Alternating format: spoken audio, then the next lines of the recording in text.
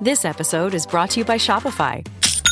That's the sound of another sale on Shopify. The moment a business dream becomes reality. Shopify is the commerce platform revolutionizing millions of businesses worldwide. They simplify selling online and in person and provide 24/7 support so you can focus on successfully growing your business. Sign up for a $1 per month trial period at shopify.com/offer22, all lowercase. So are you tired of the daily power struggles and fights over homework, right? The homework can trigger meltdowns, lectures, tears, and it's just miserable, right? I know some of your kids have real attention issues, right? Many of your kids want to give up when work gets difficult. Some of your kids are just bored. Some of them are exhausted after holding it together all day at school. So instead of just harping on kids for being lazy or not applying themselves, what I want to give you are some tools to improve focus, to improve the brain processing, to make homework time easier and less stressful, right? Now, we can't cover everything, but I'm going to give you some tools. I'm going to talk fast. I'm going to try to fit a lot of this stuff in. So that's what we're going to talk about on today's episode of the Calm Parenting Podcast. So welcome. This is Kirk Martin, founder of Celebrate Calm. You can find us at celebratecalm.com. If you need help, reach out to our son, Casey. He was a very strong-willed kid who hated homework. So we fought with him over this for years until we finally had the breakthrough that things only changed. Homework, schoolwork changed when we finally figured out how his brain works best rather than trying to impose our way on him. See, some of you are type A. Right? You've got very linear, neurotypical brains, so you assume everybody learns and works best like you do. And that's a natural assumption. It's just not true, right? And so you've got to figure out, how do their brains work? And I'm going to show you how to do that in just a minute. And once you do that, then you can do sometimes some weird things, some odd things, but that really help your kids make that connection in their brain. So if you need help, reach out to Casey. He gets this. It's CASEY at celebratecalm.com. Tell us about your kids, your family, what are the ages of kids? What are you struggling with? We get together as a family. We talk about it. We will reply back to you personally because this is a personal mission and we're here to help. So this podcast is coming from a mom who emailed us and told us this story. She said, okay, she's got a strong-willed child. He's about 11. Doing his schoolwork, he's on the computer and he happens to see an audio file on the computer and he opens it.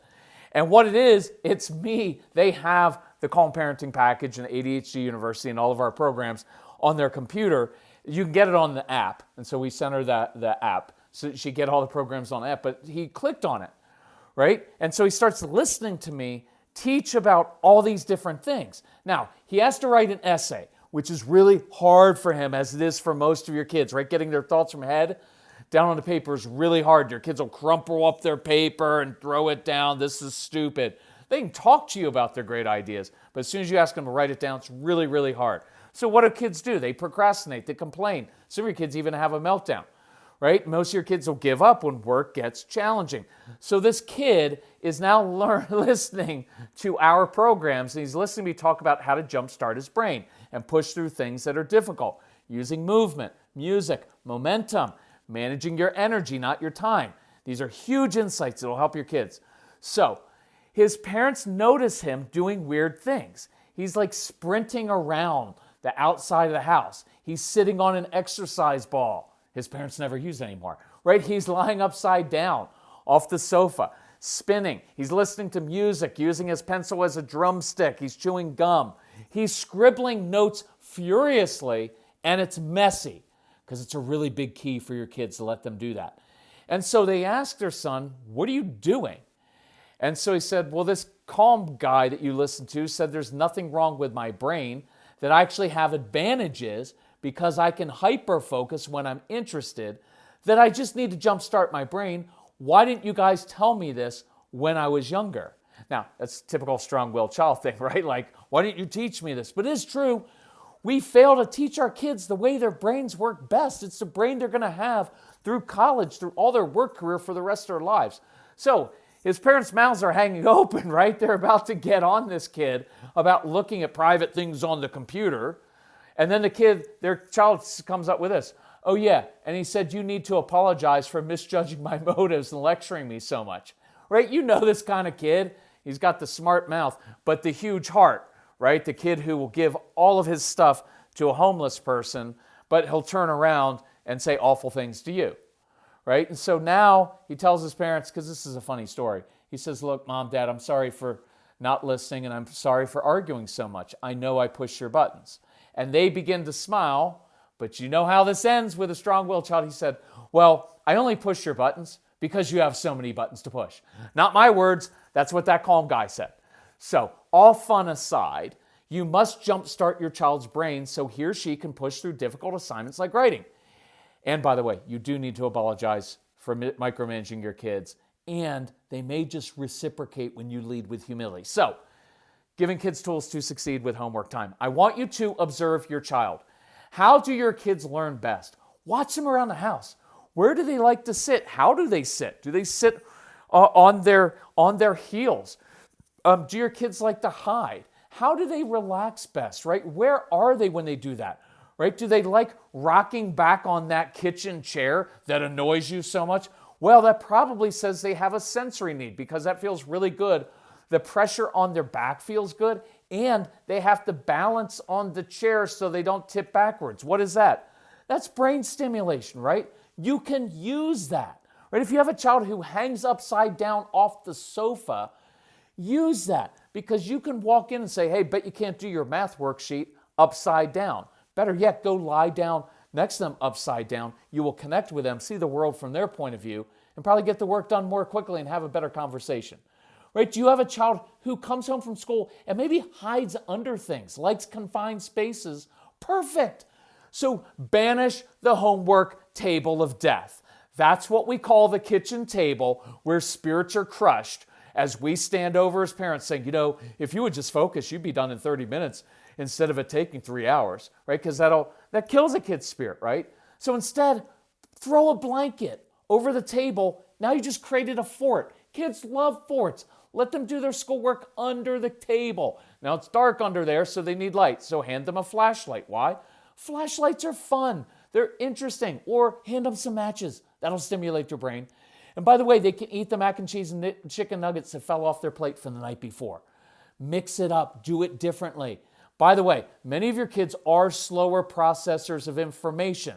It's how their brain works because they're also deeper processors of information, which also leads to them having trouble sleeping at times because it takes them a while to process everything.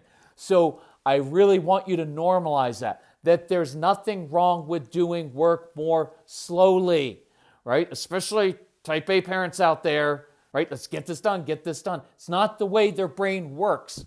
And you don't want to change their brain.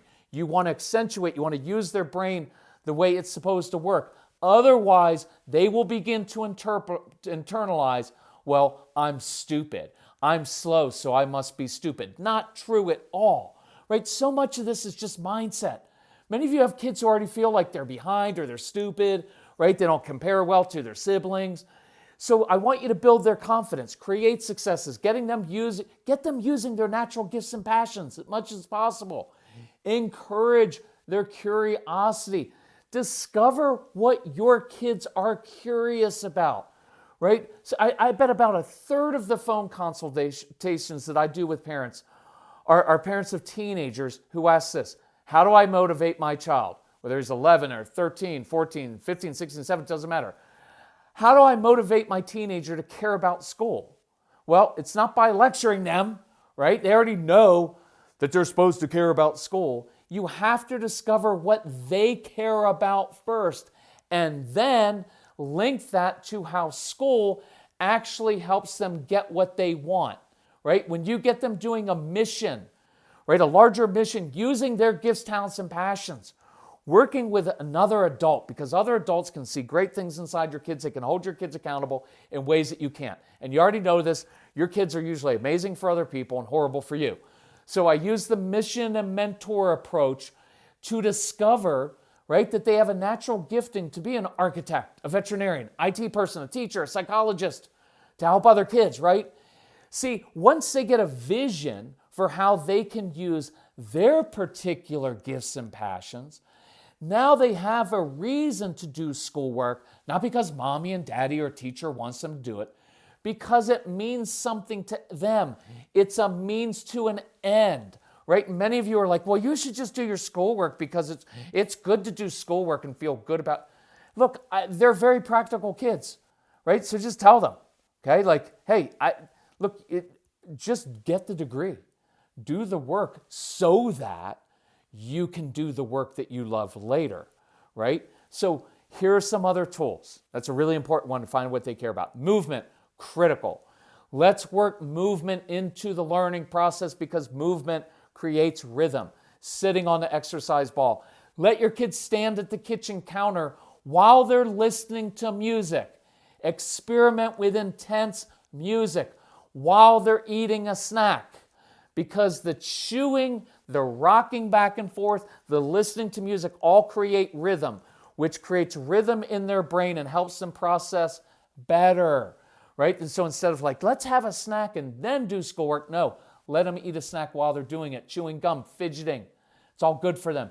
Review vocabulary words, math facts, flashcards, all that stuff, even deeper concepts, right? Even deeper concepts. Not while you're sitting down, standing over them, or sitting down, quizzing them, but do it while you're playing catch, kicking a soccer ball, right? Doing a hula hoop, right? Going for a walk, swinging. We did a lot of schoolwork. We taught kids how to read while they were swinging on a swing because they had to work hard to hold themselves up, and all that brain stimulation made it interesting.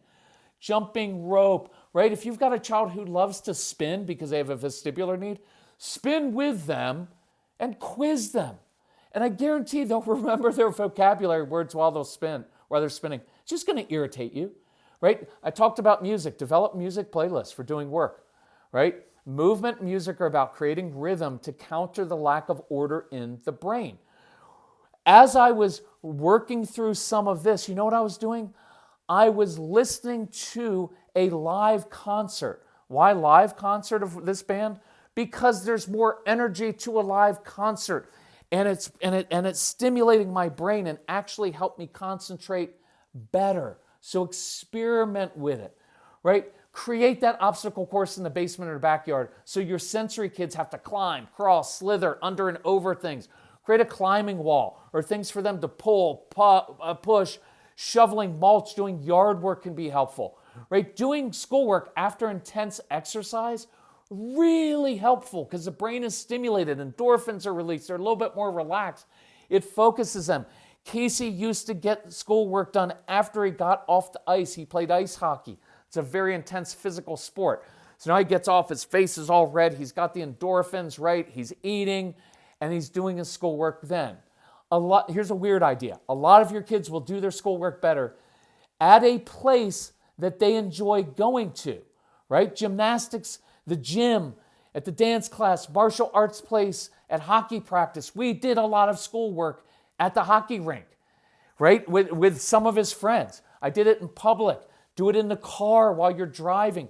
I have kids who think best when they're sitting in the car. So you pick your kids up from school, you bring them home, you get out of the SUV, they stay in the car listening to music. It's like their own little office. I have kids who do better schoolwork out in the dirt. Seriously, play with this, experiment with it. Remember to manage your child's energy, not their time. This is a huge insight. I don't have time to do it on this podcast.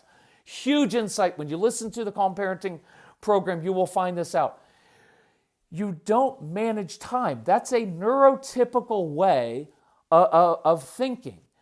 I manage my time. Casey manages time. Not our time. We manage our energy. We work in momentum, in spurts. We get a lot done. We hyper-focus in a short amount of time. And so we divide our days up into how our energy works. It is so much more effective. So giving breaks after school, doing work in small spurts, right? Followed by a break of some kind, just not on screens because it can't come back from that, right? Do the work after exercise. I have kids who do work best when they wake up in the morning. So they wake up, mom or dad's doing breakfast, and they come down, they do their work then. I have kids, older kids, who often do their schoolwork best, homework, after 10 o'clock at night. I know it's going to irritate you because they're procrastinating, but you know what part of it is? It's because everybody's in bed. The world slows down. Nobody's up lecturing them, and they can think better then. It's just the way that it works, right? So go with that flow of their energy. Do math with sidewalk chalk. I know kids who do homework sitting up in a tree or a fort, or sitting in a closet or hiding in the bushes. It's stimulating, it's weird, it's peaceful. And their parents can't look over their shoulders, right? You give context. Context is super important for strong-willed kids. You can teach percentages and algebra by calculating the percentage increase in the number of Instagram followers they have to match someone famous, right? When I volunteered at the inner city community school during COVID, I would do real-world math problems. Hey, you get your first NBA contract. X percent goes to your agent, to taxes. How much do you have left over after you pay all those things? When I made it a story, stories are interesting. You remember stories. Stories and context are great teaching tools. Look, I know kids who do a lot of work outside, sit on a porch swing, on a rocking chair, so they can push off with their foot while they're reading. It can make a difference. Plus, they're in fresh air with birds chirping. Even if there's snow on the ground, some of your kids will go outside, shovel some snow, or make themselves their own little igloo where they can do school. Do it by stream. Do it on swings. Take a picnic outside. Just mix it up. Give you a couple more. Give your kids balls they can squeeze, or toss in the air while studying. When I worked in the corporate world, especially at this one job I had that I hated, everybody knew when I was deep in thought because they would see a little yellow football flying up in the air above my cubicle. The process of throwing that ball up in the air, giving it some spin, and then catching it when it came down, it helped me process information and think better. So mix that up. Olfactory stimulation. There's a lot of research on this. If your child has a favorite scent, right? A candle, dad's cologne, Casey used to like the smell of my shaving cream, put a little bit under their nose. Then they can smell it all through the school day, right? It's weird, but it'll work for some of your kids. Light a candle with a great scent. Some kids do better homework while they're smelling dinner being made, right? Look, part of the reason we go to coffee shops or Panera Bread isn't just the caffeine in the coffee. It is the smells that stimulate our olfactory senses that help us concentrate. Remember to prime your kids for success, right? Yelling and telling them they're lazy, that they're not applying themselves, it just doesn't work. So control your own anxiety, and I bet we can make homework less of a power struggle. So what are you going to do differently tomorrow? What are you going to do this afternoon, tomorrow afternoon at homework time? Try some of these ideas. If you need help with this, I encourage you, go through the Calm Parenting program or the Get Everything program, because we detail this. There's so many insights into how your child's brain works that help in everyday life, getting chores done, right? Reducing those power struggles, and these things you can share with your child's teacher. You get the programs on an app, and we'll give the teacher access to this app so they can listen to this, so it can help them in the classroom. And we can stop a lot of these power struggles and help your child feel capable and confident. That's what we're after.